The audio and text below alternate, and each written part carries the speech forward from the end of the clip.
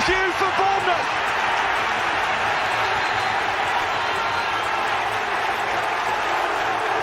The roof of the Gold Sands is raised. Everyone here knows what that could mean to this football.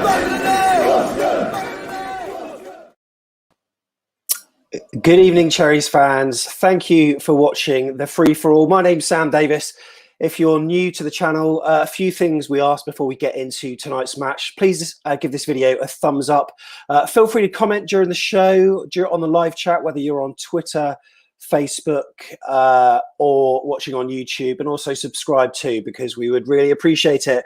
Right then, tonight we are discussing Cherries' 3-1 win at St Andrews. We as good as swept Coventry aside in a solid performance, which showed again a lot of promise, but at the same time, in the first half, the typical traits of having large spells of possession without scoring. But it mattered not, because the issues in the first half were corrected in the second. And friend of the show, he's been on the podcast once, Dan Gosling, he scored a couple of goals, one of them an absolute blinder. And in the end, it was fairly relaxed and fairly routine. And a performance which I must say, now I look at it 5 or however many minutes after after the full-time whistle we're at, it's incredibly pleasing, really, and satisfying, given no Danjuma, no King, no Kelly, no Riquelme, no junior Stanislas.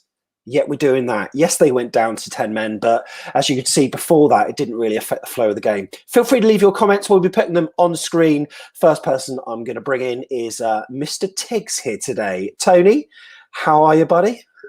I'm really good, yeah. Good game, that, wasn't it? Yeah, really pleased. I was a bit concerned in the first half, I've got to say, that for all our chances that we had only scored one of them, but it mattered very little when the second half performance, we reasserted our dominance. And, overall, very happy and top of the league for who knows how long, but we're top of the league, eh? Top of the league. I mean, that's fantastic, really. And I shared the same thoughts as you, especially when you look at that lineup and you look at the bench. You messaged me, Sam, and said, we're looking, a couple of injuries, and we are really, really threadbare. But quality is shining through over quantity, it would seem. And that performance, what it made me think as well. And I don't want this taken out of context, but we would walk League One, wouldn't we? Yeah, well, quite possibly. And you know what? It was only just a few player. Well, it was, of course, Josh King. He wasn't involved. No Danjuma. And from my optimism earlier on in the day at 6:45, I saw that. And I must admit, I was a little bit nervous. Were you when you saw that there was no Danjuma and King? Basically, our firepower. Well, I was thinking to myself, I mean, King is a luxury. At the moment, we don't know how long we get to keep him, but he feels like a luxury to me, which is why I think the club have been very kind and lenient with him in the time that he's needed away, and still going away to international duty, etc., because he is a luxury player. We will probably lose him, if not before the transfer window ends. If not, it will be sort of December time, when it, or the January one. So yeah, I sort of take him out of the equation. When I didn't see Danjuma, that really did worry me, because he's got 2 goals, and I thought, well, who else is going to be coming around and being able to get 2 goals this early in the season? But boy, was I wrong with 2 players doing that already, additionally.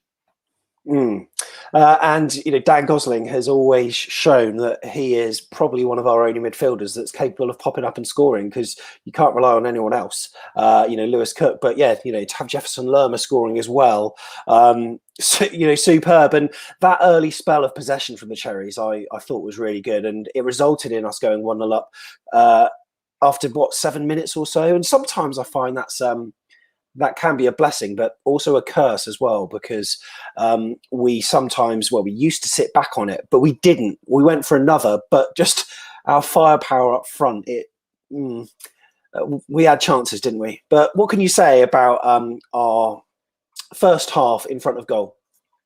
Well, I mean, Lerma, he's getting better at shooting, isn't he? That's the thing that is clearly improving.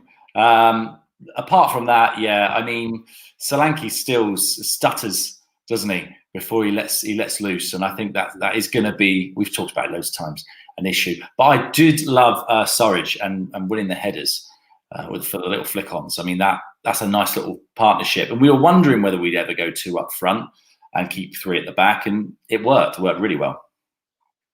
Oh, you know what? I'm not sure I can do this free-for-all anymore, Tiggs, because I've got a bit of a migraine. So I might have to go. What was that all about? What was that all about? Even Simon Francis talking on Sky Sports on during the punditry, who gave a nice little mention to the podcast, by the way. Lovely little touch. They've been listening in. He himself raised his eyebrows at what happened with Josh King. How do you explain that? Has he just got a headache? Has he not heard of Aladdin? Apparently, he trained yesterday with the squad. He travelled up with the squad. He was due to be named, presumably on the bench. But nevertheless, if you are listening, I really hope you're okay and you've got a nice glass of water next to you before you go to bed tonight. I don't know. Francis did say, he probably has got a migraine. He probably is unwell. Who knows? Well, I reckon we'll find out soon with the international transfer window closing and any trip to Torino. That will leave at that point as well, won't it? Yeah, that's right. So what we're going to do, we're going to bring in, there's Morgan standing by, Louis, Billy, David, Vin, James, we got Craig, we got Kirk. So quite a few. So Tiggs, what I'll do is I'll let you go now, but thank you very much for coming in. And really appreciate your thoughts. If you want to come back later, feel free. And if you want to take part, I know there's been a few people on chat who've been asking how to do so. The link is there at the bottom. Just go to afcbpodcast.com/take part. It'll take you to our studio and we'll bring you in. Right then, we're going to go 4 ways with the introduction of Billy. We're also going to bring in Morgan Scott. And also we've got David Cordell over in Washington as well. So, Billy, assess that for me, please, buddy. Oh, boy, that was crisp. Well, 3-1 away win on a Friday night and top of the league. And so I'll tell you now, I'm gonna enjoy tonight. I know it won't last, who knows? But you can't believe with other results. But it's just such a great feeling. And I said last week how fantastic Jefferson Lerma was. He bossed it today. He was absolutely outstanding in that midfield. Lewis Cook and Dan Gosling. I'll tell you what, our midfielders were better than Solanke and Surridge today. I really felt that. But Solanke, he did well with the assists. But I just felt like both of the attacking force could have been better. Yeah, we were guilty of. I think Solanke's final touch was quite often questionable, I would say. I think obviously brilliant. He did brilliant to set up the goal for Jefferson Lerma in the first half, and he got himself into great positions and he started to hold up the ball really well. But it's always his final touch just slightly let him down. He had a few shots which were blocked, but like you say, Jefferson Lerma, cracking goal, crunching challenges. What amazing challenges that we were seeing, and they were fair. And I don't know about you, in the Championship, the game seems to flow and the referee just seems to let it run. We're not having the whistle going every 2 minutes. I'm loving the fact there's no VAR. It's such an enjoyable brand of football, but the nature of football means you want to win and we want to get back to a league that at the moment is horrendous to watch when we watch Match of the Day. But Billy, what the hell is it about Friday nights under the lights for AFC Bournemouth? I mean, we all know what happened a year ago last time on the Friday nights away in Southampton. And again, we just absolutely love it. 3-1, ironically, as well. And so, obviously, it's a very big shame that fans couldn't be there tonight because I know I would have been there. So it's a big shame. But, hey-oh, 3 points, we move on to QPR at home and we just enjoy the night while it is. Brilliant. Billy, thank you very much, mate, for coming on. Really appreciate it. Loving the enthusiasm as well. Absolutely superb. Look forward to chatting to you very soon. Morgan, and also we're going to bring in Louis at the same time as well. Thoughts, Morgan? What do you think? Well, I know we won and all that, but to be honest with you, I thought that was quite a bad performance. For goodness sake. Morgan. Go on. Yeah. Sorry, you're a Coventry fan. No. No, I'll elaborate. So that first half performance, yes, okay, we won 3-1, but to be honest with you, it was pretty hideous. So Dom Solanke, like, what on earth did he offer? Like, yes, okay, we won 3-1, but like, it just, I can't see. Isn't that a good thing? Isn't that a good thing though? That if even though you think it's a poor performance, we're still winning a match 3-1 and comfortably as well. Yes, I think look. I think the problem with the first half performance was simply lack of ruthlessness, and that was it really. I think apart from that, we were spot on. There was that Lewis Cook foul in the box, and apart from that, I think they hit the outside of the post once, but they didn't really pose much of the threat. We were all over them, and yes, it's questionable in terms of the fact that we're having so many shots and not converting them, but you can't say the performance was hideous, and I quote, hideous. What? I'm gonna get knocked for this, and my You should. phone's probably Rightly so. Go on. I don't know how I'm going to talk my way out of this one, but I can pull off anything. No, to be honest with you, so a few factors for me. So you talk about Josh King having a headache. That's absolutely garbage. I don't know why that's been addressed. Just say that he doesn't want to play for Bournemouth. That'd be the professional thing to say, wouldn't it? Rather than covering it up with all these stupid excuses. David Brooks was nowhere to be seen apart from being on the bench. Yes, okay, in the week he had a virus, but that indicates like Bournemouth just can't tell the truth.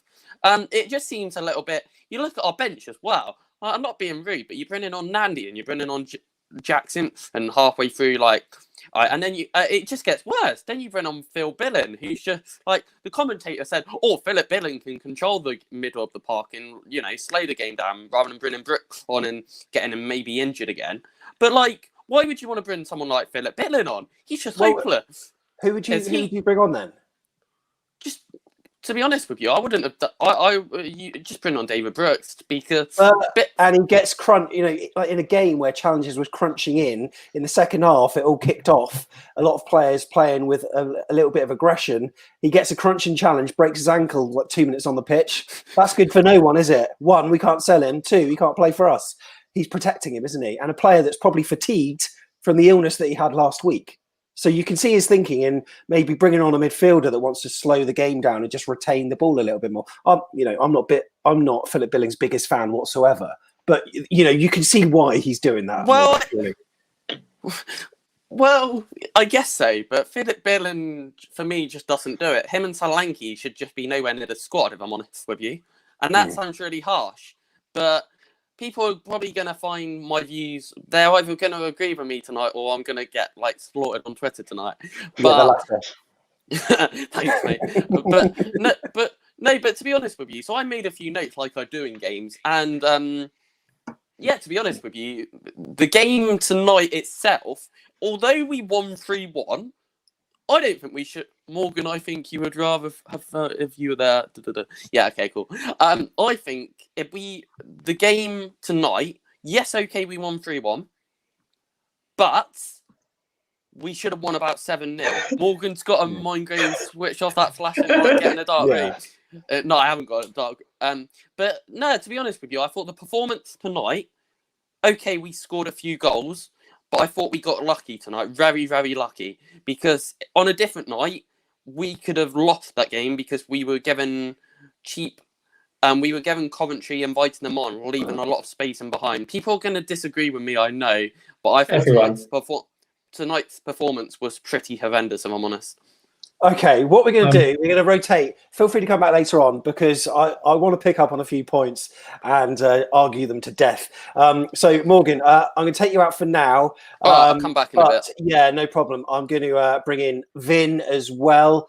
So, Vin is standing by. A lot of people have been clamouring for him. Vin is going to be here soon. But, David Cordell, let's get your opinion from the other side of the world. Well, let me just say, if Morgan thinks that was horrendous, he forgot what John Benson and Tony Pulis games were like. That wasn't a horrendous performance. I thought it was a really good performance. I thought we deserved to win it. If it hadn't been for their goalie, I think we would have won 6 or 7. We would have scored 6 or 7. I think people are unfair on Solanke. He did set up a couple of goals. I think he's very unselfish. He lays the ball off. He's not a natural goal scorer, and I think that's what people were expecting. And I think he's more of a setup man. But overall, I thought, hey, we're top of the league. We won 3-1. What more do you want? Well, exactly, and I think the nature of and you know what, at 3-1 we did take our foot off the gas as well. Yeah. And we could have gone on and scored more, and we had chances as well. I mean, Dan Gosling blazed it over, then he obviously scored to make it 2-1. And you look at all the individual chances, and I think obviously we're very happy and we're thinking of things in this way because of the fact that we have got this 3-1 win. But I've got to say, when you're dominating a match with possession and passing like we were in the first half, it doesn't matter so much when we're in the lead. I mean, we were in the lead for the majority of that first half, but you're always walking a tightrope. And I think maybe that's where Morgan's point is maybe emanating from a little bit, because as the game went on, it looked as though Coventry were posing more of a threat. And then when they conceded it wasn't exactly surprising. It was like, a so Bournemouth thing to do. But in the end, it didn't matter, did it? Louis, what were your thoughts, mate? So I was very impressed. If you talk about the first half, then maybe I can see where Morgan's coming from, but couldn't really take on our chances. But as you go into the second half, I saw stats on Sky Sports. The 5 minutes after, I think, Gosling's goal, we had 87% possession. We were just completely dominating. They were out of it. And it was just really an enjoyable match to watch. Just like Frano said at the end, we dominated from start to finish. Just very happy with that. And we're top of the league. Yeah, absolutely. We are top of the league. And I've got to say that there's a few people saying that they can't get on at the moment. If you've taken part, if you leave the room, you can come back later on when it's quieter. But it is getting very full now. And we've still got Kirkbury on Craig, Vin, Reese, John and Heather. Ethan's trying to get on. Algard's standing by as well. James, and we're going to bring James in next as well. And here's the main man himself. James, how are you, mate? I'm not bad. How are you? Very good, very good. See your tweets on Twitter, and you're usually a very positive fan. And I've got to say, I've seen some horrendous AFC Bournemouth performances in my time, and none of them ended with us winning 3-1 away from home. James, you've hit the nail on the head there. And what I will say is that I think what this team has is what was shown in that performance against Man United away from home a few seasons back, where Tyndall had the squad. We got a bit of bite in there, and there was good game management in the second half when we went 3-1 up. And I've seen Cherries teams capitulate when we concede before half time and lose momentum and don't take our chances. And we came out second half, 10 minutes, we're 3-1 up, and we managed the game. It was pretty pitch perfect from my point of view. Yeah, David, I completely agree with what James says, don't you? Oh, absolutely. I mean, the overall, anytime you win a game, you're happy, right? If you win a game and you're passing well and you're scoring 3 goals and you're winning, as Jim says, to me, that's the epitome of what you want to be doing at this stage. But we move on. We go on to, I think, QPR is the next game, right? So another 3 points there. We'll still be top of the league. Yeah, exactly. And, maybe by that time, Junior Stanislas will just be a few weeks away or something. Who knows? Or maybe Donald Trump will have recovered from coronavirus. Yeah, who knows? We don't know. David, thank you very much for tonight. We're going to get through people thick and fast tonight. And Louis, sum that performance up out of 10 and also give me your man of the match as well. So I'd probably say, I'm going to say 9 out of 10 there. I was very, very impressed with that. I guess I just have to give Lerma the man of the match, from my opinion. We didn't think he had much going forwards, but he showed what he had today. So would you say it's a game of 2 halves? Because the first half we dominated both halves, to be honest, and we were just more clinical in one than another, really. Yeah, 100%. We dominated both, but we just were able to be clinical, and Gosling showed his class. So. Brilliant. Amazing. Louis, thank you very much for coming on, mate. Really appreciate it. Up the Cherries. John and Heather, we're going to bring them in next. And nice to see them sharing a beverage. Good evening. Cheers, guys. Great night. I don't know what Morgan was watching, but we're certainly happy. Yeah. And Vin as well. I'm going to bring Vin in. He is just audio only. You've probably seen Vin beforehand, and he's just audio only. But John and Heather, before we come to Vin, thoughts on that? Fantastic. What more can you ask for? We came back. Obviously, we gave away that penalty, which I don't think Coventry had anything on us. He was getting all depressed at that point. I did get a bit because we've been subject to many nervy performances now as new fans, and it's like, oh, here we go again. Bit of a nervy one. And I thought, but I still said we can get back in it. We can get another and another, and I think that's the most comfortable performance we've seen yet, wouldn't you say? So, yeah.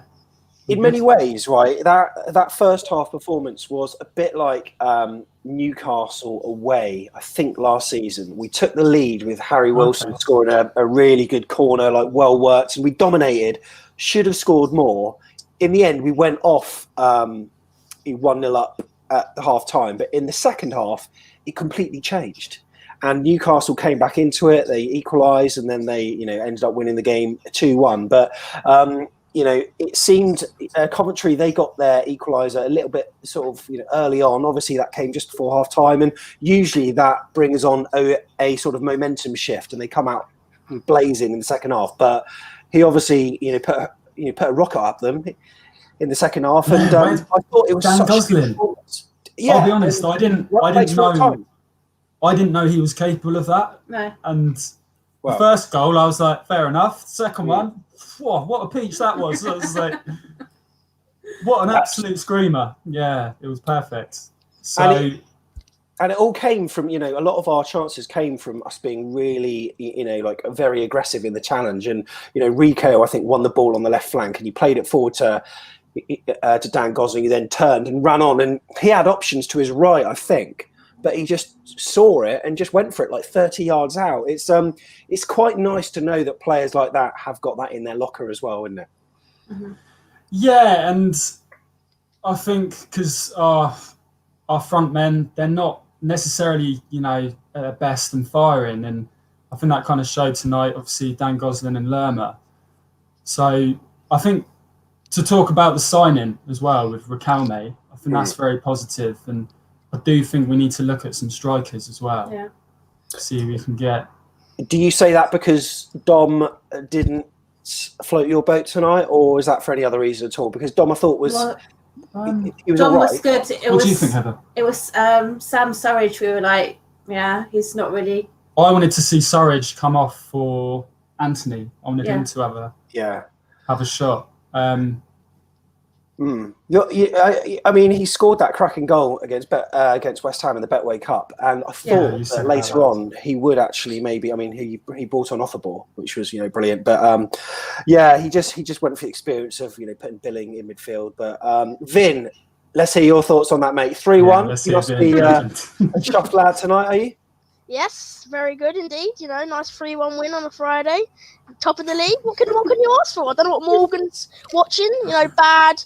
I don't know if his brain is like the same way as what we're doing, because I don't know what he's been watching, but I think he has had a bit too many Budweisers tonight, because I think... Well, I've had quite a few, and I'm not as cynical as that fella. So. Yeah. So, tell me about your thoughts on that, showing as a whole, Vin, because we were really dominant in the first half, weren't we? Yeah, I mean, I couldn't watch it on Sky because my mum was watching Coronation Street, so I had to watch it on Hez Goals. Yeah. So, right. Yeah. Coronation Street. But Lerma's goal was very nice played. Very nice. And then Gosling, I didn't know he had that in the bag. That banger second goal. And I feel like I would like to see more of the strikers, Sam Surridge and Solanke, doing a little bit more. And they're our strikers. We want them to score. We want them to be more confident. But if it's our midfielders, then do we need to invest in a striker who's going to put away those chances? Because Solanke had that goal when he ran around the keeper and then it was blocked off the line. I think if he maybe shot that a little bit earlier, that could have went in. But we won anyway, so still pretty good.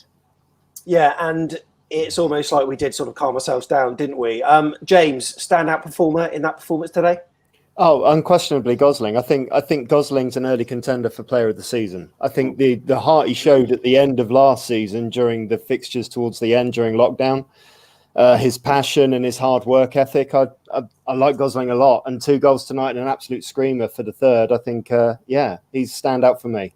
Do you think Coventry will be all right this season? Because, I mean, I haven't seen any of their previous showings. They've got a win, draw and a loss before us.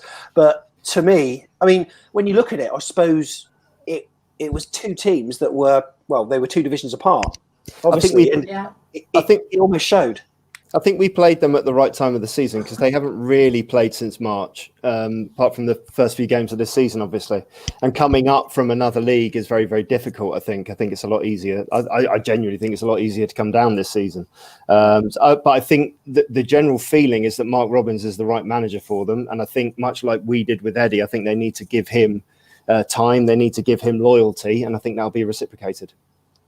Brilliant. James, appreciate you coming on the podcast, mate. Thank you very much. Really appreciate your thoughts. And what's your Twitter username so people can follow you?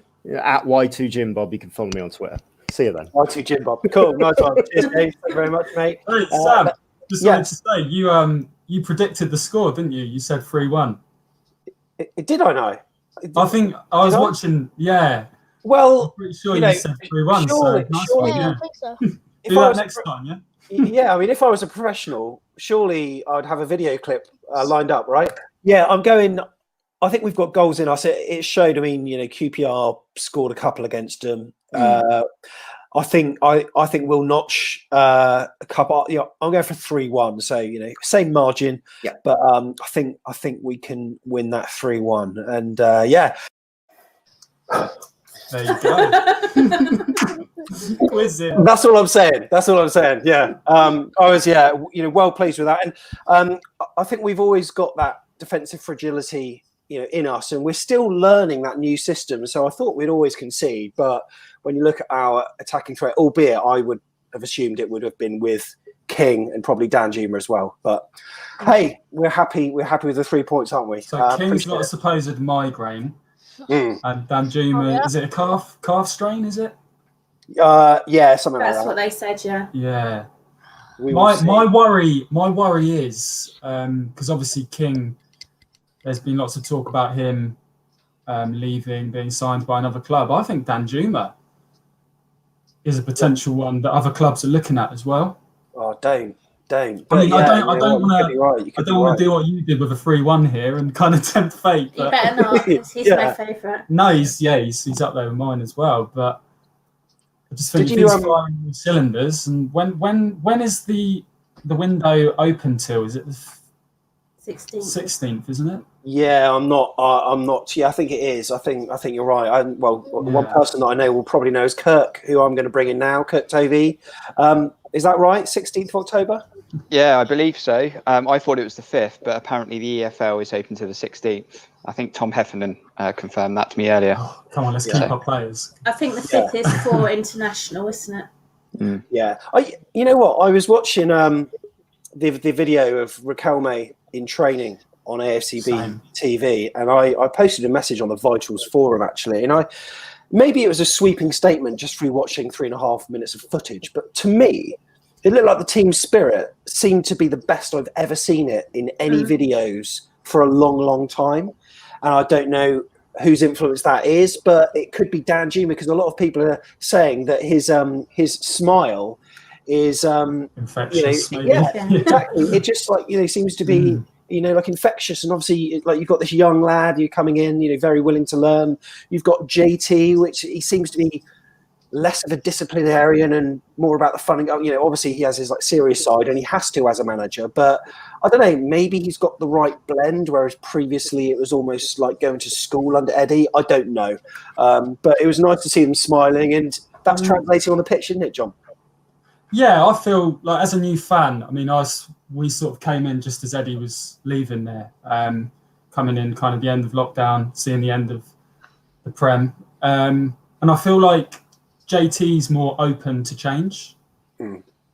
Sort of we're seeing that with formations, and like you say, with the players as well. It seems like he's building that camaraderie, and that team morale, and I think it's showing on the pitch. And as Definitely. you say, yeah, it's I coming don't through. think they now. It's all brilliant. used to go into a little huddle after the goals like they have tonight.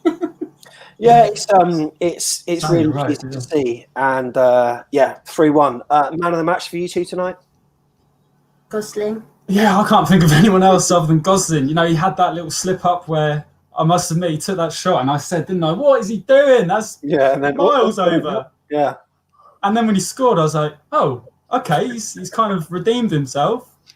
And then I was just when he scored that screamer, it was amazing. So it can't be anyone else but the man, Dan the man. Yeah, and I think that's what Sky went with as well. John and Heather, thank you so much for coming on. Really appreciate Cheers, it. lads. Up the cherries. Yeah, up the cherries. See you later. Enjoy. Cheers. Right. So coming up, we've also got Reese, Algard, Craig, Simon, Sean, and Rich as well.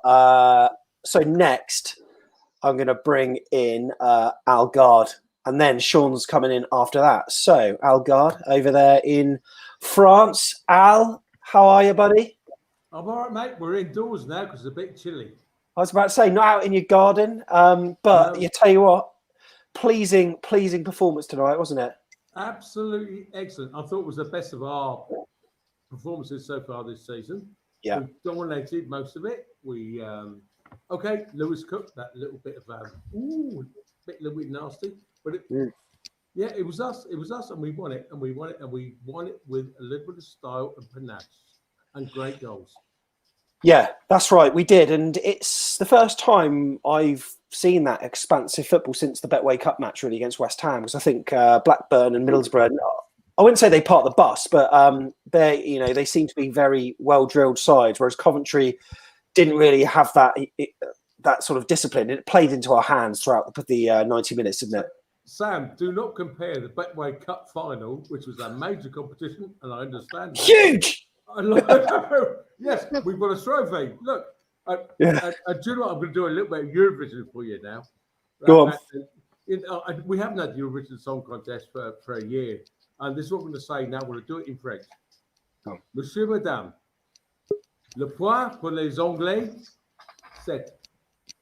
Oh, that's what you're going to. The performance was 7 tonight, maybe 8. No, honestly, I don't think even when they equalised after the penalty, I thought we were still in control. We were still going to win it, and we did comfortably. What percentage of that performance was us being good and them being poor? Because I thought, from what I saw, I didn't think much of them tonight. Right. Now, I've taken a little bit of the eye off the ball. When we was Premier League, I didn't really look what was in the divisions below us. Now, there were two leagues between us, right? But now we are together. But we were so comfortable up there. We were still comfortable up there. And I'm now convinced we will be a little bit better than 8th position that I predicted on Vitals. I think we might be 3rd. 3rd. Well, I'd rather have top 2, but I'd take 3rd. So I know it's only 4 games, Al, but what's your assessment on JT in this kind of? I wouldn't say it's not even midterm report. It's very early days. But what's your assessment of him so far? Okay, it's not a midterm report. It's a 1/10 term report, isn't it? Yeah, it is. Yeah. He's doing all right. It's listen, the guys are shooting from distance, which you haven't done before. We've that Lerma, pushing Lerma forward, has really given us another dynamic. Okay, Lewis Cook has sat back a little bit. Okay, he sat back that far, they conceded the penalty, but it's been pretty good. It's been pretty good. The Lerma thing, pushing forward, if that's a Jason Tindall ideology, it's worked. Jason Lerma's only scored 2 goals in 2 seasons before. Now he's scored 2 in 3 games. Working on. Yeah, that's right. I think he's obviously got that license to push up, and we're better for it. I think. I was going to give a closing remark to Vin. Vin, man of the match, points out of 10. Where can we improve? I'm going to go for an 8 out of 10 because I would have liked to got a clean sheet today, and I feel like the penalty could have been missed because I think it's a little bit sloppy from Lewis Cook. I think he could have got the ball a little bit quicker and stuff out of the box. And my man of the match is going to be Gosling, of course, for the 2 bangers. So really good performance today. Cool, good stuff, mate. Well, hopefully we'll have a full strength side in a couple of weeks' time against QPR. Vin, thank you very much for coming on, mate. Appreciate it as ever. See Cheers, you, mate. Really appreciate it.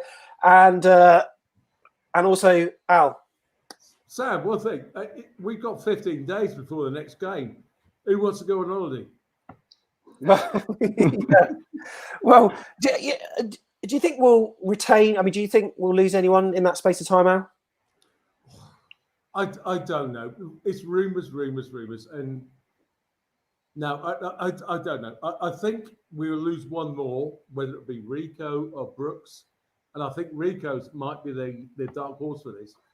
We're going to bring a couple in, but I don't know. Sam, let's see what happens. It's we've got 15 days now. There is the next game is not until one day before the transfer deadline finishes. Yeah. So it's a long time to go. So we'll see. Al, we'll be all right. We'll be all right. We will. Other Cherries. Cheers, Al. Thank you very much, All mate. right. Really appreciate it. As ever. Right then, founder of Back of the Net, the AFC Bournemouth podcast, Sean Barker in sunny New Zealand, although there's a bit of cloud in the background. How are you, fella? Hello, Sam. Very well. How are you? Very good. Yeah, not too bad at all. It's looking a nice day where you are. It's a beautiful day here. I'm in Taranaki at the in-laws for a week, and yeah, she's pretty good out there. Oh, mate. Yeah, feeling good. Feeling very good, Sam. Yeah, very good. I'm glad to. Also, what we're going to do as well is bring in Simon K as well. Reese, you're coming in next after that. Craig, going to bring you in soon as well. And the Rich and Steve double bill. How can I not have Steve Hensman and Richard Neal in the same conversation? That's happening. So, Sean, what are your thoughts on that performance? It was a game that you were actually, you were capable of watching it in the daytime. It was the first, so it's the first game that I've actually got to watch the full game and watch it live. And I want to give you a bit of an analogy of how I'm feeling right now. Okay, so the past 18 months of the Premier League, I found really difficult. And I'm going to say it's like when you've got a load of gardening to do and you don't really want to do it, but you've got to get out there and you just have to do it, right? So you've had your day, you're real dirty, you're tired, you're getting at 5 o'clock. And then, now this is the game today in the Championship. You've gone and you've had a beautiful shower, you've used your lemongrass, tingly body wash, you've cracked a beer. And I just feel refreshed and I feel revitalised having watched a game of football with two teams that kind of went for it. You weren't having one sticking everyone behind the ball and just hoping that they're 12% that they get a chance and might take it. You haven't got players rolling on the ground for 10 minutes. There were some tackles tonight and some challenges tonight. There's guys who went down. I come near the end in the corner. One of their guys went down. In the Premier League would have been a foul. Here, it's a throw-in. Get on with it. Lerma, that challenge in the first half where he actually didn't make contact, but the game played on, and I thought, oh, here we go. Here comes the obligatory yellow. Premier League would have been a yellow. Here, the ref just says, look, just calm it down, get on with it. No VAR. It just felt like a breath of fresh air from that respect. So that was great. And then the question I've got in the thoughts on the players is you've got some guys out there that look like different players. I think you've got Lewis Cook looking like the guy that we signed. You've got Lerma doing going forward a lot more. You've got this kind of more attacking intent and just this freedom from the lads. Now, is that because they're Championship level and they're top Championship level and they found it hard in the Premier League? Is it because they're being told tactically they're given more freedom and they can change things? Is it just the whole new vibe of JT? That's the question I've got, really. I'm going to put it to the three gentlemen that are on screen. Yeah, well, one person that's been on screen for a while that hasn't said much is Kirk Tovey, and that's just because I want to look at your beautiful face, Kirk. I've got to say, but what are these posters in the background? I need to full screen to see what these bad boys say. Yeah, I'm in my punditry office at the moment. You've just reminded me that these are my transfer targets. So and then my manager choices. So I need to bid them. Terry, gone. So gone. Brewster, gone. I'm going back to the drawing board tomorrow. So they can come off the wall. Oh, mate, I hope that blue tack doesn't ruin your I know. walls. You'll have to do a repainting job. Don't tell the missus. Yeah, how come there's 8 little holes in the wall there, Kurt? Yeah. Anyway, thoughts on that tonight? Yeah, I think the players can be well happy with their performance. I'm definitely happy with my game day run performance. Got the score correct, and suggested Gosling would start and score as well. So yeah, I thought considering we didn't have our creative flair in our lineup today with Danjuma or Stanislas or Brooks, we kept the ball very well. We dominated possession for large spells, and I thought our wingers or our wing backs in Smith and Stacey were more advanced than defensively. So I thought they got forward and they only enhanced the creativity up there for us. And I thought we created loads of chances.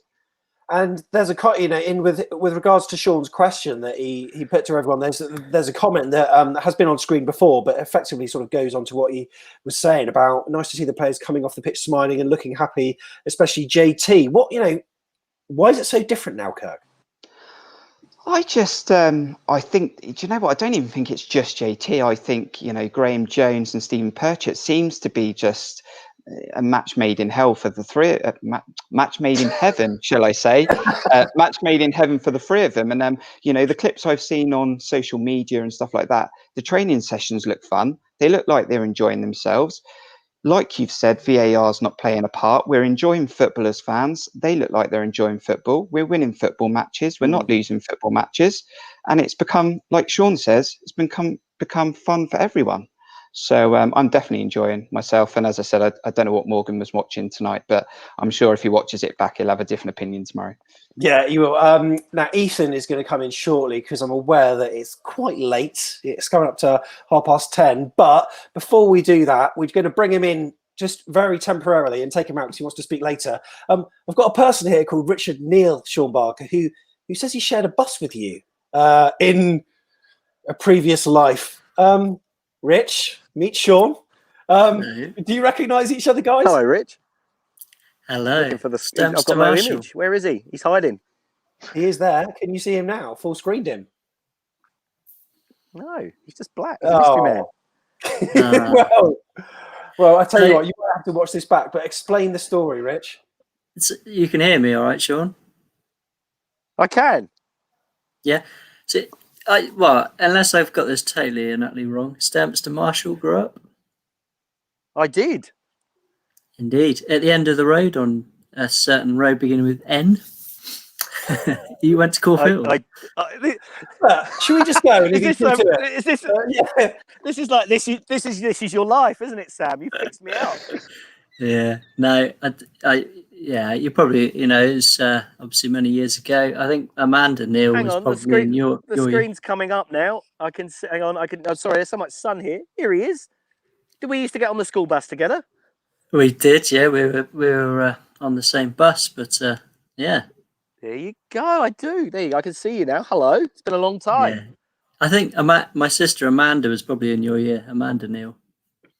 Yes, she was. But there we go. Sorry. Anyway, this is weird now, guys. One of the people wearing a Bournemouth shirt on the village green.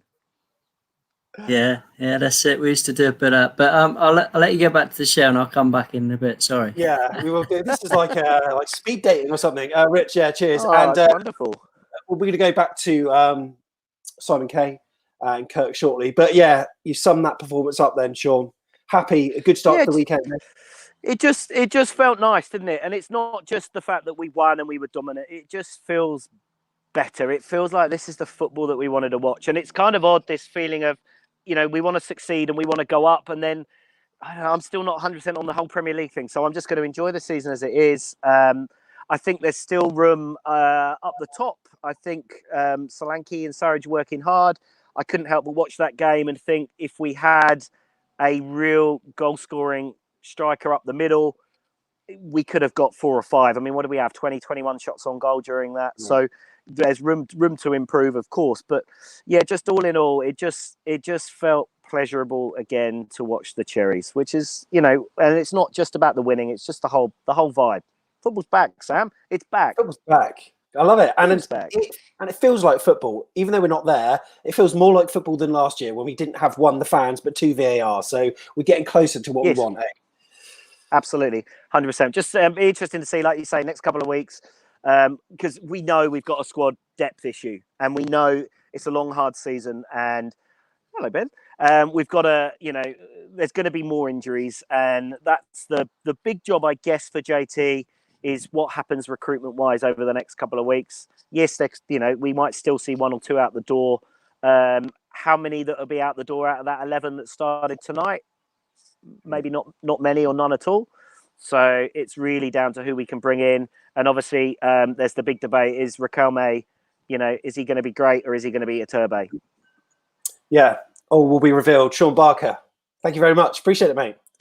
Lovely to see you. Bye now. Yeah, love to see you too. Have a good day. Right, Ethan, we're going to go back to Simon Kay and Kirk very shortly, but Ethan is standing by, and given the time, I think I should speak to him now quickly.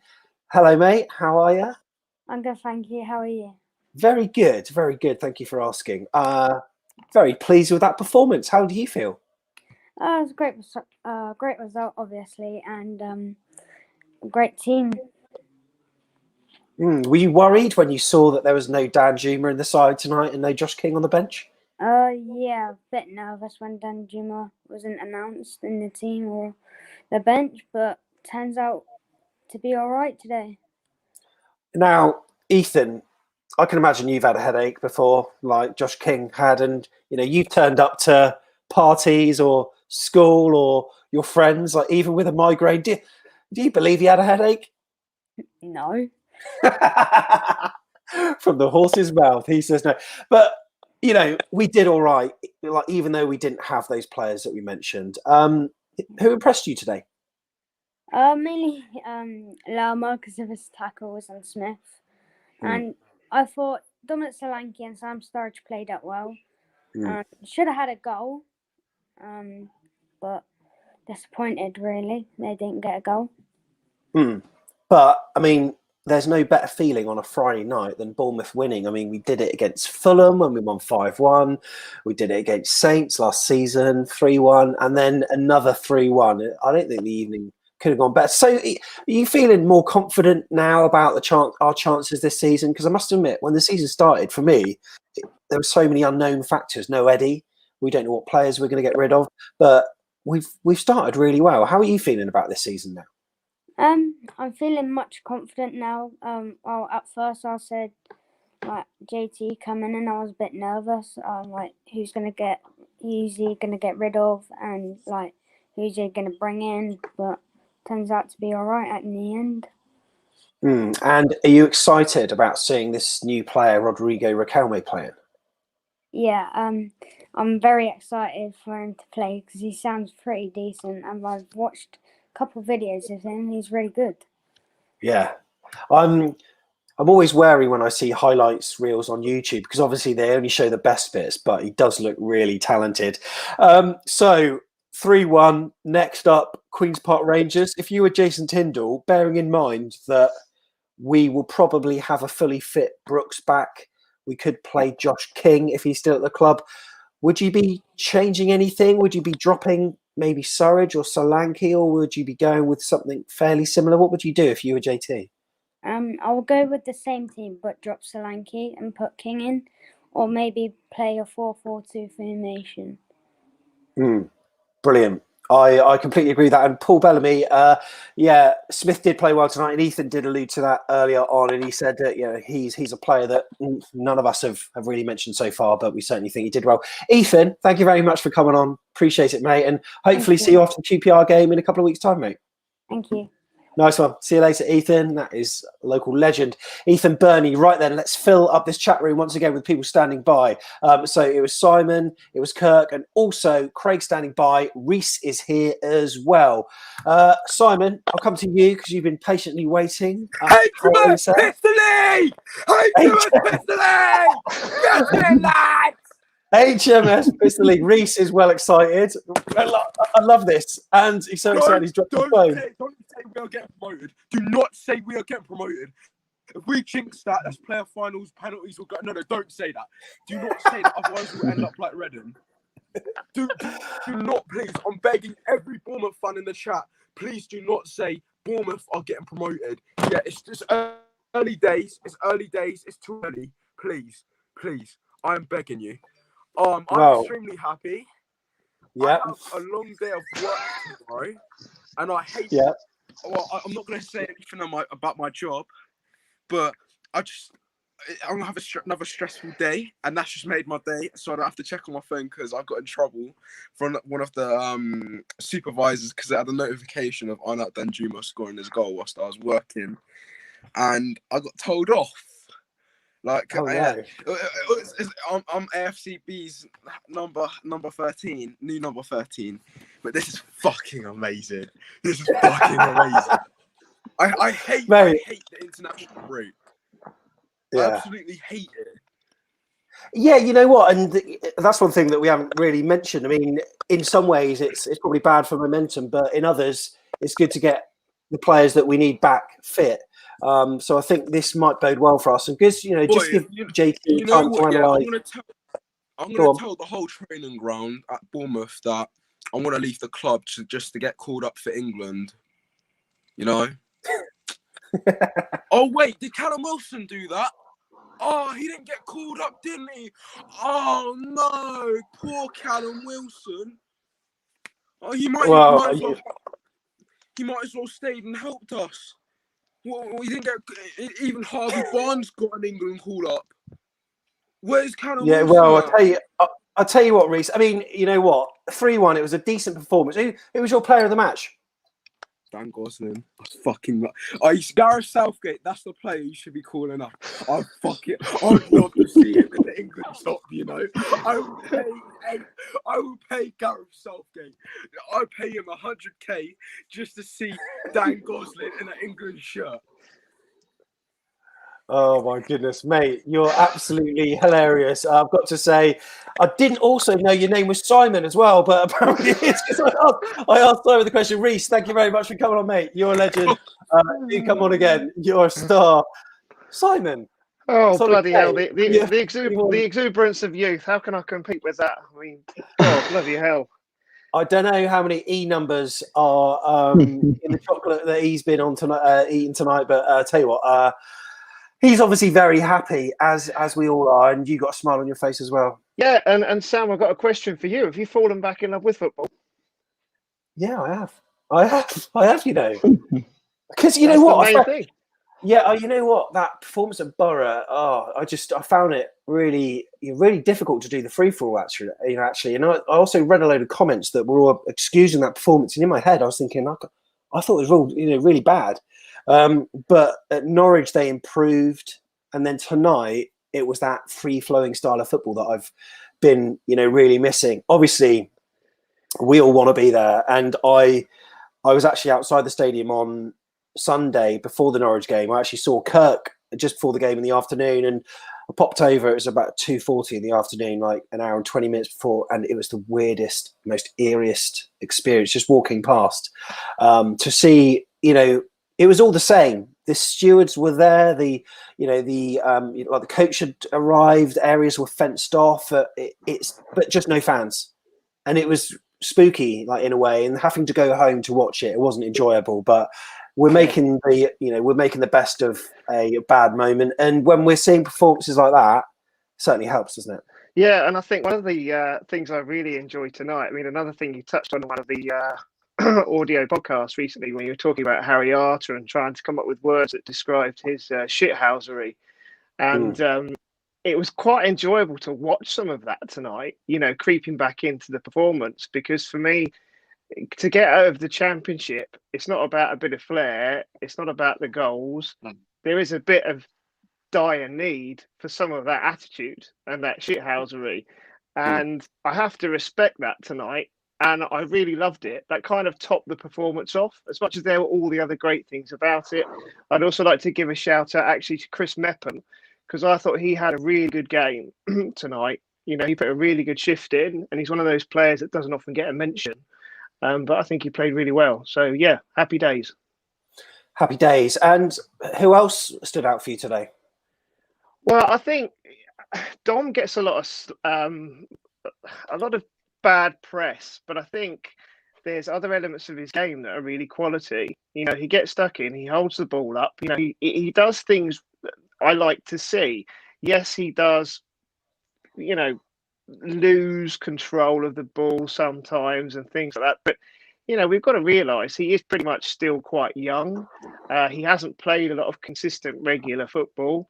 I just think he needs a bit more time. I mean, hats off to him. He's sticking up with assists. He's involved in the play. So I'm not going to criticise him. Would be nice to see more goals, but I was very happy with his performance as well.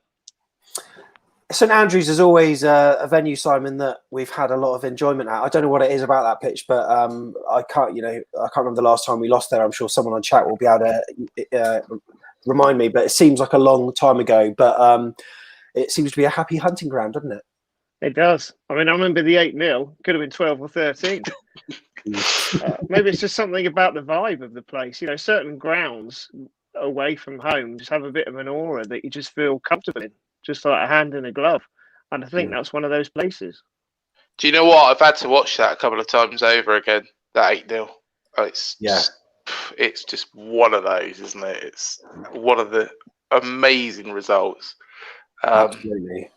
It was one that the Football League could only do 2 minutes highlights package. So for a 1-0, they're putting in a number of chances, and they are just focusing on a lot of the moments, and then in amongst it will be a goal.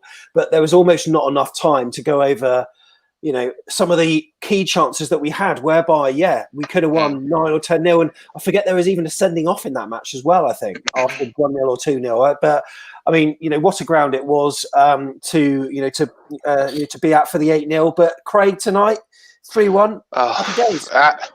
Do you know what? I don't think Coventry are the best team in the world. I've got to be honest. But at the same time, they went out with a game plan, and Jace had it to a T. I think he's done a fantastic job since he's taken over from Eddie, and we controlled that game from start to finish. Yeah, I think we was very unlucky to give away the penalty.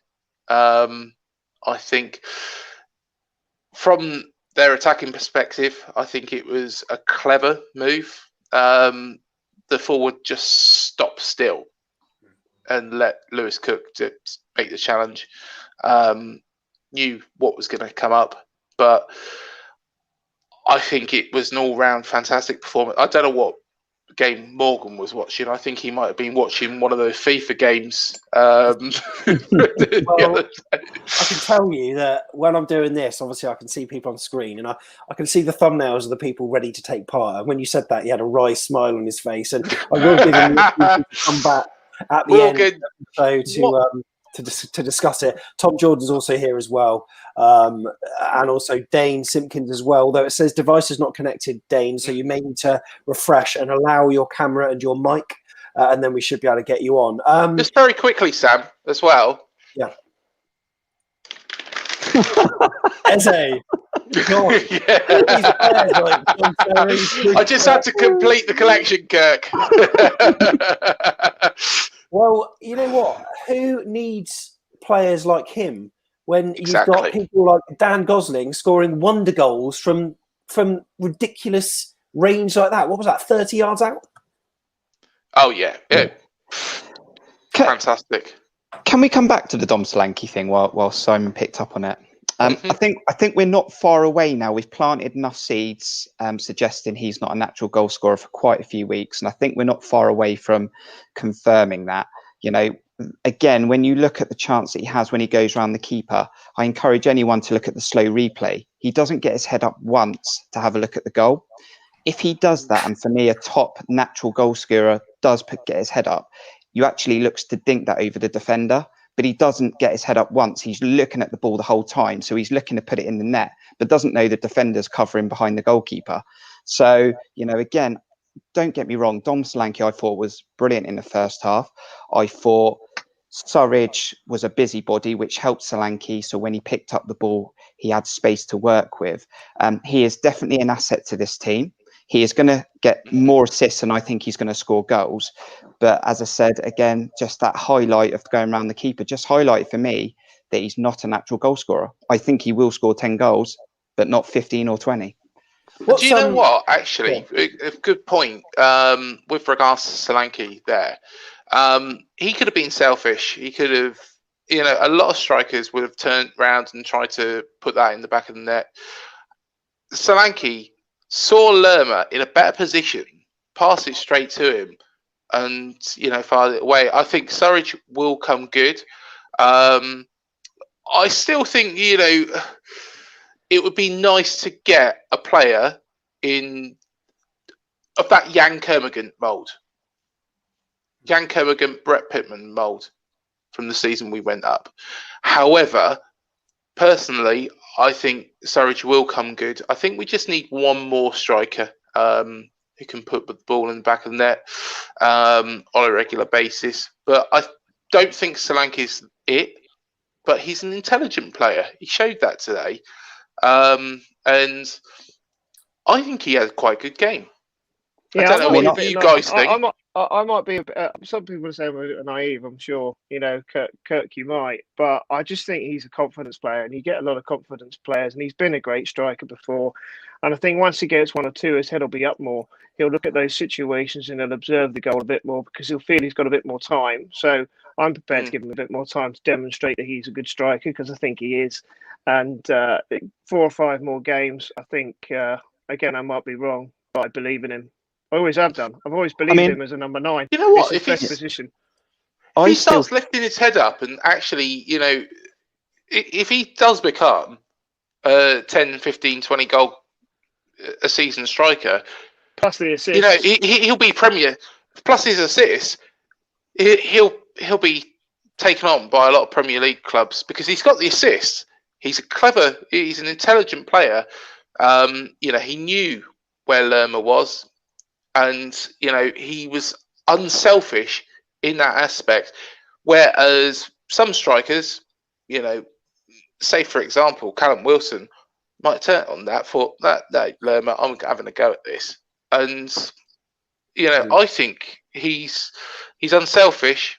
And if he does become a, 10, 15, 20 goal a season striker, we could have some player on our hands, but it might be all we need. It might be all we need because that performance tonight. I mean, I think in the Championship you need goals from other places. That was proven when we went up.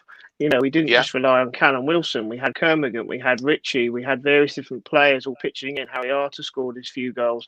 Everybody was active and aggressive moving forward and got in the box. So I'm very happy to see that happening. So as long as we're getting goals from other places as well, I'm still not so hung up or worried about this central striker all the time. I mean, historically, I think historically, when you look at teams that do well or they get promoted or they win leagues, they've got a striker who scores 20, 25 goals, and then the team adds value and adds goals around that. Now, fortunately for us, we seem to be scoring from all areas of the pitch at the moment. So, as I say, Gosling's added, Lerma's got 2 now already, so that's good. But yeah, I mean, don't get me wrong. I mean, I still pick in Solanke in my team prediction every week, and I want to persist with him because I think this is his best chance now with Wilson going out the door to have his opportunity. As I said, I'm just looking at those clinical moments that me and Sam and we've all talked about in previous weeks. Okay, we can go back to Borough. Did he hit it too soon? Could he have taken another touch? You look at today's game, as I said, I think he goes around the goalkeeper and he should be getting his head up and dinking over the defender. And I think he just needs to, like you said, Simon, just take those moments and just give himself another second. And that's the difference between a goal scorer and someone who will score 10 goals to someone who will score 20 goals. And that is a confidence thing. And I think that goes for any player, doesn't matter what age you are, is time on the ball and getting into those positions. I mean, I would say he's got slightly better week in, week out with his positioning, his attitude, his tactics, his awareness of what he's doing. And I think he's getting closer to that. So that's why I'd like to kind of say I'd give him more time before I'd question him too much, because his all-round game I'm very happy with. If he gets one and dinks it over the goalie and gets it right, I think his percentage of success will gradually start to increase exponentially quicker. To be honest, I've got to agree with Kirk on that point. Against Borough, if he put us 2-0 ahead, game over. And personally, any out-and-out striker would have buried that. Callum Wilson didn't bury enough, though, did he? Yeah, to be fair, I mean, to be fair, he got an international call up. That's what happened to Callum Wilson. But if Callum Wilson was put in that position against Middlesbrough, and it was a chance to make it 2-0 that Solanke was in, I would have trusted him to probably put it in the back. But that's when he was in full flow, Callum Wilson, and he was a brilliant striker, and he was in the Championship, and he was full of beans, and his head was up, and he was, flowing on ice through his veins. He was rock and roll. So, I completely agree, but we're not talking eggs with eggs here. No. Right, we're going to rotate it up a bit. Thank you, guys. Really appreciate it. Simon, once again, nice to see you. Just quickly before we go, Cherries talking Cherries. How's it all going? It's going great. I mean, thanks to everybody for engaging with the conversation so far. We're making great progress. We had a great Zoom call yesterday with a few of us and also with Steve Cuss from the club. So it's all ticks at the minute. We'd love to be doing more, but obviously the situation we're in, we can't get together as much as we'd like. We can't run events at the ground, but getting the word out there, starting the conversation. And we've now got a great team of, 15 brilliant people who are all fans of the club, who are entrenched in the project. So all moving forward and more from us as we get going. Brilliant. And that's who to follow. It is Talking Cherries, and they are at Cherries Talking on Twitter. So do give them a follow. And also, if you check the description, the link in the description, if you're watching this afterwards, we'll pop a link to the previous video that we did, which explains how it's all forming and coming together as well. So Simon, really appreciate it. Thank you very much, sir. I'm glad you're back in love with football, Sam. That's all that matters. I'm dewy-eyed at it, positively dewy-eyed. Cheers, Simon. Take care, everyone. And also to the dream Sam. team of Gary and Jamie. Thank you very much, guys. No problem at all, Sam. Been a pleasure. Cheers, Sam. Cheers. And someone that I know is going to be very happy is Tom Jordan, who's coming in next, as well as Steve Hensman here, and also Richard Neal.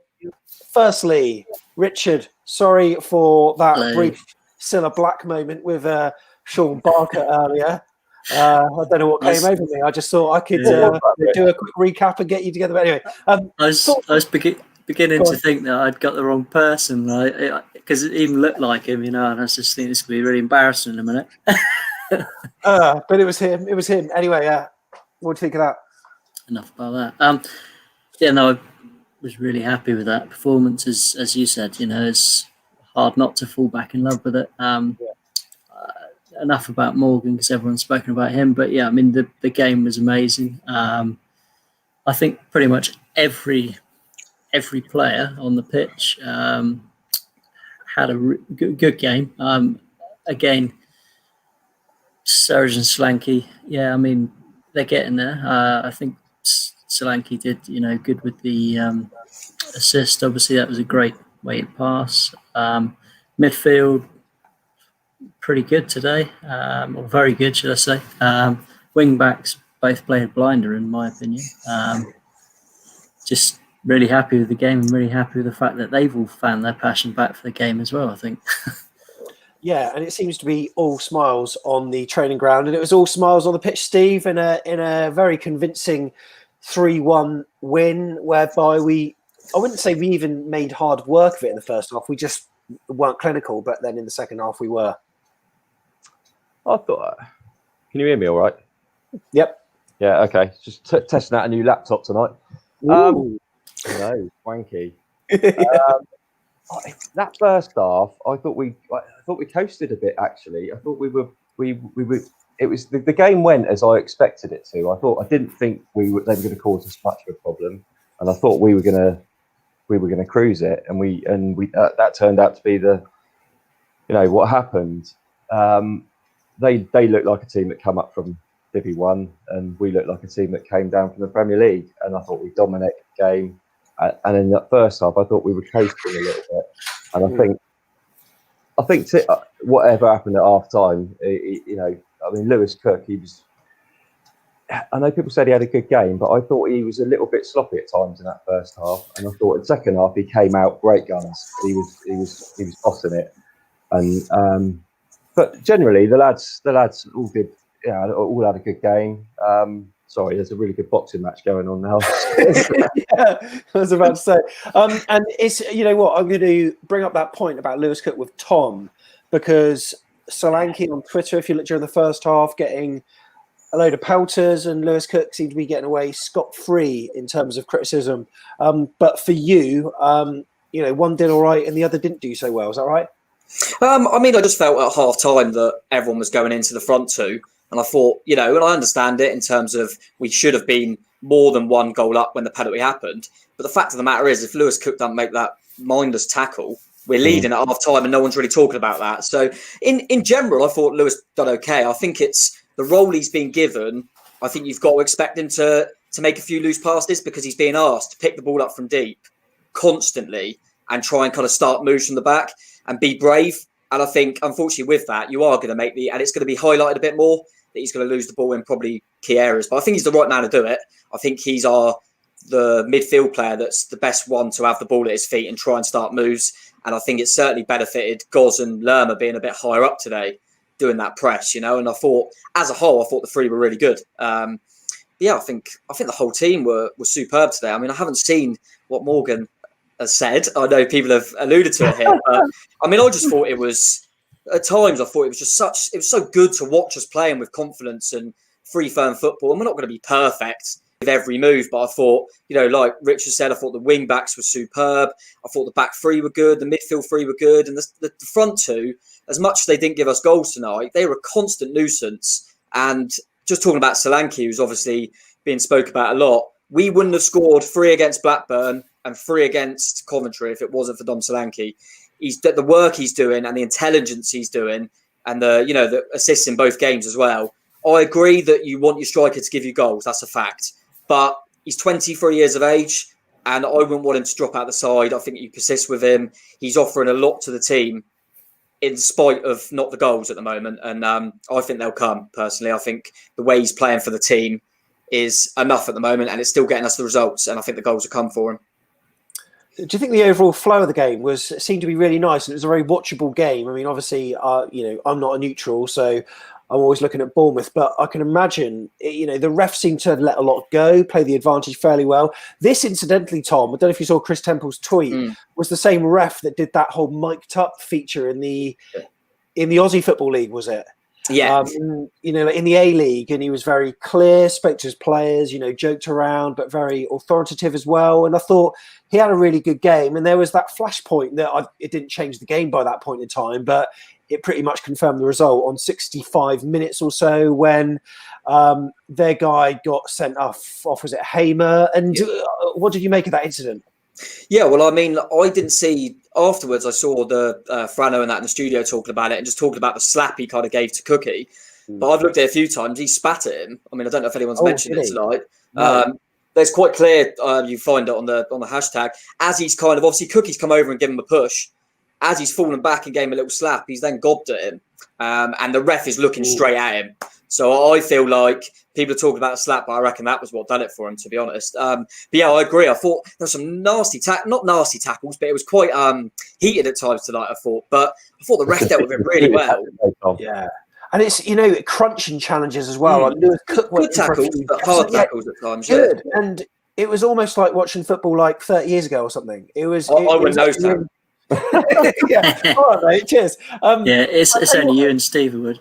Yeah. I'll tell you what, though, Steve Cook, though, to his credit, he didn't go all Premier League about being slapped on the face and go down holding his noggin, did he? He just looked at him in a sort of what are you doing, mate? And yeah, he was rightly sent off, especially if he did that as well, and that as good as confirmed the result. What do you think of Coventry tonight, Tom?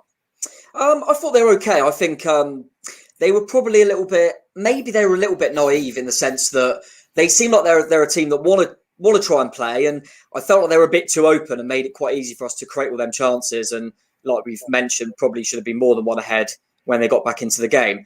But I certainly think there'll be a team that will be fairly comfortable in this league. I don't think they'll be in a relegation battle personally. I mean, it's hard to judge at the moment. I thought they were okay, but we just looked like we had so much more quality than them. Like Steve said, we looked like a team that had just gone down, and they look like a team that had just come up. But I think they've got enough about them. But I just think we looked throughout the game like we were just far superior in all areas, really. I think, I think you're right, and we fully deserved it. And it's, I always like it when we're on Sky because I like to see what other teams' fans are saying. So I'm looking at the Bournemouth hashtag, the AFCB hashtag, also looking what other fans are saying, and they said that we looked excellent in terms of being on Sky.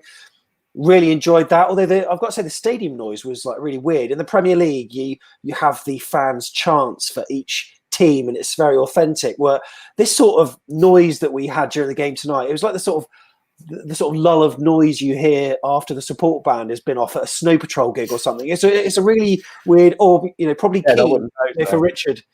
Yeah, I don't know. It just seemed, it didn't. I didn't really like it, but it's that's the way it is at the moment. We got the result. Man of the match. Are you going to go with what everyone else said, Tom, in Dan Gosling?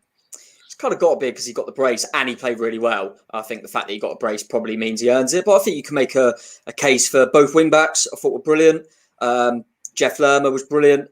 And I'd probably say I actually think out of the three, I thought Meppen was making some good little overlaps tonight in that as well. I thought him overlapping. Yeah, he was. Yeah, him and I tell you what, no one's really spoke about. The start of the season, we probably all considered Kelly to be our best centre half. I'd probably say out of the three. Diego Rico's come in and really put a foot wrong. And if Kelly was fit for the QPR game, I'd continue with Rico. I don't think he deserves to be dropped. I don't know what you guys think, but I think Rico's been superb. And I think Kelly should have to earn his right to get back in there, personally. That's the worst photo I could have possibly found of Rico for today's game. Yeah, he's not doing a good job there. Yeah. That's all I've got. Steve, thoughts about Rico? It's difficult because I wasn't a big fan of him originally, but he has grown on me a bit. The thing that worries me is just his pace. I find he gets caught out a little bit with balls in behind him. He's not the quickest. But having said that, like Tom's just said, he hasn't really put a foot wrong, so I can't really stick to my guns on that one. I have to sort of give the guy a bit of credit, to be fair. And yeah, he does fit in that, he's naturally left-footed, so he fits in that side really well. I mean, I'd rather have him than Jack Simpson in there. So, well, I mean, Steve, based on your keepy-uppy skills on Twitter, maybe we should have you in there. You know what? You are, very good. You're sort of making a rod for your own back ahead of our, back of the net football debut, which hopefully will in one go for charity. What's that, mate? I did 1,000 of them in one go for charity the other day. That's pretty. What was it, with a football or a balloon? Yeah, it was with my kids. No. It's the most boring bit of video I've ever done. So I don't. I watched it. Again in slow mo to analyse it, Rich. Yeah, amazing. I could do 3. I actually played a five-side match last night. God. How'd it go? Oh, my body's telling me it was a bad idea today. It's about the first time in 2 years. Jesus. Right. We might have to put you on the opposition side then to give us a chance. Then, if Tom will have you on our side, but we'll definitely get something sorted, and we'll do a regular stint at Little Down or Sir David English or something to blow away the cobwebs once a week. So closing thoughts then, Steve. All optimistic ahead of QPR now? Well, you've got to be, haven't you? I mean, we've started the season brilliantly. We can't have asked for much more. All right, we could have had a couple more points against Middlesbrough, but it wasn't to be. But apart from that, we haven't really put a foot wrong. So we've done what we beat. We beat whoever's been put in front of us, and we beat. Tonight we've won comfortably, and we've used different formations. We seem to be comfortable in a few different formations. It's all positive. If we can keep those, the only thing I was a bit annoyed not to see Danjuma on the team sheet tonight. I think we did lack a little bit of creativity, but we passed the ball so well. I mean, it didn't really matter. But yeah, onwards and upwards. Onwards and upwards. Cheers, Steve. Thank you very much for coming on. I really appreciate it. And Richard Neal as well. Appreciate it for you coming on tonight. No worries. That's all right. See you next time. Yeah, see you next time. Right then, we will give Morgan 2 minutes. We'll give 2, and Tom, you can stay here to hear what he had to say, and then I'll let you both go. And Vin's also here to close off as well. So, Morgan, earlier you said the performance was, and I quote, hideous. Have you now calmed down, listened to what everyone said, and thought twice about it, or what? Well, Josh King missed the game tonight with a migraine. I think I just woke up and had a bit of a nightmare. What I have over Gary Neville and Jamie Carragher in the week on Sky have been the actual, not the Bournemouth version, but have been talking about how it's a joke about the handball rule, and they're spot on what they're saying. Me tonight, I'm normally spot on tonight. I have been terrible.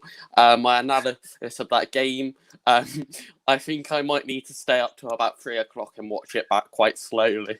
You know what though, Morgan? I can appreciate the frustration with the first half. It wasn't hideous, but it's just frustrating that we didn't have the game sewn up in the first 45 minutes, because based on how we played, I felt we could have, and I feel that's where you're coming from, maybe. 100%. Now, I have been scrutinised all night, and rightly so. John just said I had a word with myself. I simply had, and I hope Philip Billen's going to have a word with himself as well, because I don't take back what I said about him. But in terms of the performance, I was frustrated with the first half, but God, the second half was much better. I thought there was, after my bad nightmare about an hour and a half ago. But yeah, no, it's Bournemouth are top, so I don't understand why I'm sitting here 4 games in tonight being a bit of a mare. I had a mare. But yeah, in terms of people have touched on Chris Mepham. I thought, Tom, I know you just spoke about him, but yeah, I thought they played a bit like a Sheffield United tonight, overlapping wing backs, and I thought that really suited Bournemouth in a way, because you get him, especially when we went down to 10 men. Jack Simpson just putting a ball into the box, and I think that's what Bournemouth sometimes need. You know, you got Solanke and Surridge. Morgan, thank you. Now I can sleep in peace. No worries at all. But yeah, I think. All right, cool. Yeah, tonight's been a bit of a mare. Not one of my finest moments, but I can't shut up, can I? Oh, I've got so many of them. I can put on screen. Anyway, I'll let you talk. But yeah, in terms of the half-term report. So we go into the international break, 15 days. It's gonna hopefully be an okay 15 days. I'm a bit concerned if someone's going to come back from the international break with a broken toenail and then they can't get in the team. But, in terms of the performance, Bournemouth are top until probably 12 o'clock tomorrow or whatever. I had a bit of a mare. I'm going to shut up and go and get off here for now. But, yeah, I'll see you soon. Cheers, guys. Cheers, mate. Cheers. Thank you very much. Well done. Well cleared up there as well. Max, hopefully Max's stream will work quickly. It looks like you've been having a few internet issues coming on and off, Max. But can you hear us okay? We certainly can't see you, Max. It could be that you're having internet issues. I see that you've been on and off. And final words then to Vin, who was on earlier today. What a lad he is. And Vin, you're going to bed happy tonight. QPR in a couple of weeks. Yes. I wanted to speak to Morgan because I really wanted to debate with him because I don't think he deserves to be a Bournemouth fan anymore after what he said. He is absolute shambles. I don't know him as a person, but I wouldn't speak to him if we had just gone on one sank and then he's saying, "Oh, we didn't perform very well." And we've won sank, all right, mate. Just chill. We've won 3-1 against a championship side, and we're a championship side, so atop of the league. So shouldn't he be happy? He should be happy, but I mean, he's cleared it up, and I think at the start of the show, I think he was just referencing particular moments that frustrated him, and I agree with some of his frustrations because I WhatsApped someone, a group that I've got, and I said, you know what, we are sloppy, we're not being clinical, and we're going to get punished as Bournemouth do, and then we were, and then it's just like, oh my god, I told you so, but we did turn it around, and you've got to analyse the game based on the 90 minutes and the way that the team came out in the second half. There's a lot to be encouraged by, isn't there? There is. And I just think Josh King, right? He should come and play for the club. He's a player until he leaves. He has a contract. Come play for the club and stop being a little scaredy cat because you're playing crap. Come to the club and play for the team. You have a bloody migraine. Get out, mate. Jog on. Come in here and play at front because you're a Bournemouth player until you leave. So come in and play for the badge. Wow. You've certainly hit the nail on the head, and that's what we think, mate. Vin, thank you very much for coming on, mate. Really appreciate it once again. Cheers, mate. Looking forward to speaking to you after the QPR game. And Tom, as ever, thanks very much, mate. Class, mate, class. And Tom, I did call it. I did say 3-1 as well. Call 3-1. Can I just make the case that I said that if I wanted to make a change, it'd be bringing Goz in? And obviously, I didn't elaborate on that, but it's because I knew he'd get a couple of goals at least, and we walked to victory. I really hope I take this form into my Super 6 because I'm having an abysmal... Mate, oh yeah, you're worse than I am, aren't you? All right, yeah, all right. So it's a marathon, not a sprint. I'm 100. What was there, like 178 people in our 179 people in our league? I'm 128th. Oh, should we compare our result? Nah, I'm not going to compare. No, I haven't got it. Don't know where it is. Well, no, I'm talking about for tomorrow's games. Oh, tomorrow, yeah. What have we got for tomorrow? It's going to be hideous. So, okay, firstly, Everton v Brighton. Oh, I think I've got a bit ropey here as well. I've gone, obviously, with Everton starting well. I've gone for a 2-2. Oh, have you? I've gone a 2-1. Yeah. 2-1 Everton. Forest v Bristol City.